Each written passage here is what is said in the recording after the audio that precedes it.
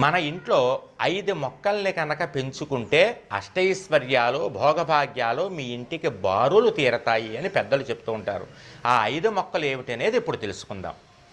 మొదటి మొక్క ప్రతి ఇంట్లోనూ ఉండవలసినటువంటి తులసి మొక్క. అది కృష్ణ తులసి కానీ, లక్ష్మీ తులసి కానీ, లేదా రెండుగా కలిసి కానీ ఇంట్లో పెంచుకోవచ్చు.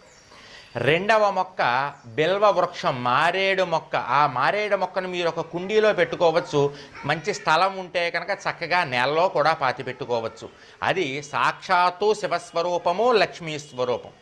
మూడవ మొక్క పెద్ద ఉసిరి, అంటే చిన్న చిన్న ఆకులు ఉండి ఇంతంత ఉసిరికాయలు కాసి చేదుగా ఉంటుంది చూసారా ఉసిరికాయ, దాన్ని అమలక వృక్షము అంటారు. ఆ చెట్టు కూడా మీరు కుండీలో పెంచుకోవచ్చు, లేదా మీకు మంచి స్థలం ఉంటే కనుక స్థలంలో పాతుకోవచ్చు.